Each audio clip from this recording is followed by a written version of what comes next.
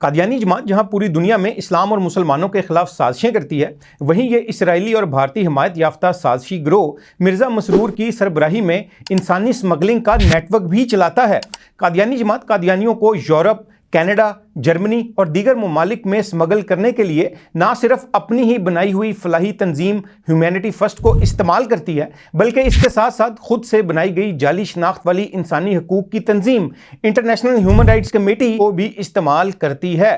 ان کا موڈس اوپرینڈی یعنی کہ طریقہ واردات کچھ یوں ہوتا ہے کہ پاکستان کے قادیانیوں کو کہا جاتا ہے کہ وہ پہلے پاکستان کے آئین اور قانون کو توڑیں۔ جب قادیانی قانون کی خلاف ورزی کرتے ہیں تو ان کے خلاف قانونی کارروائی کی جاتی ہے اور FIRs درج کی جاتی ہیں، جس کے بعد قادیانی جماعت ان افراد کو سیاسی پناہ یعنی اسائلم کی بنیاد پر Sri Lanka, Nepal, Thailand, Malaysia اور کچھ کو افریقی ممالک میں بھیج دیتی ہے، اور قادیانیوں کی خود کی بنائی ہوئی انسانی حقوق کی تنظیم ہیومن رائٹس کمیٹی ان قادیانی افراد کے حوالے سے پاکستان مخالف پروپیگنڈا کرتی ہے کہ یہ افراد پاکستان میں محفوظ نہیں ہیں، اس لیے ان کو بیرونی ممالک میں اسائلم دیا جائے، اور جس کے بعد قادیانیوں ہی کا فلاحی ادارہ ہیومینٹی فرسٹ بیرونی ممالک میں ان قادیانی افراد کو آگے یورپی ممالک وغیرہ میں سمگل کرنے میں مدد فراہم کرتا ہے۔ لیکن سری لنکا، نیپال، افریقہ وغیرہ سے زیادہ تر صرف انہی قادیانیوں کو یورپ، کینیڈا یا جرمنی منتقل کیا جاتا ہے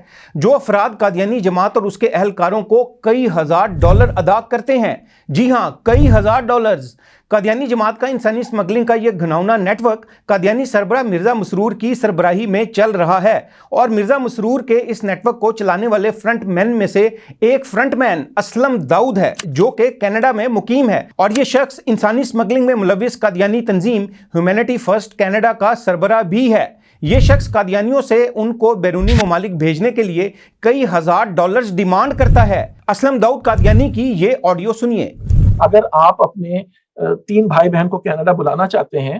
تو 60,000 چاہیے، تو اس میں کوئی شک کی بات نہیں، کوئی غلط بات نہیں ہے، ریکارڈنگ ہوگی آپ کے پاس۔ اس طرح قادیانی جماعت اور اس کا سربراہ مرزا مسرور اس انسانی سمگلنگ کے نیٹ ورک کے ذریعے نہ صرف پاکستان کو عالمی سطح پر بدنام کر کے پاکستان مخالف بھارتی عزائم کو پورا کرتے ہیں، بلکہ اس گھناؤنے نیٹ ورک کے ذریعے یہ اسرائیلی و بھارتی حمایت یافتہ قادیانی گروہ لاکھوں ڈالرز بھی کماتا ہے۔ پاکستان کی وزارت خارجہ کو پاکستان کو عالمی سطح پر بدنام کرنے والے ان قادیانی اداروں ہیومینٹی فرسٹ اور انٹرنیشنل ہیومن رائٹ کمیٹی پر جہاں پابندیاں لگوانے کے لیے ٹھوس حکمت عملی اپنانے کی ضرورت ہے، وہیں قادیانی سربراہ مرزا مسرور کے خلاف انسانی سمگلنگ اور پاکستان کے خلاف جھوٹا پروپیگنڈا کرنے کی بنیاد پر عالمی سطح پر قانونی چارہ جوئی کرنے کی بھی اشد ضرورت ہے۔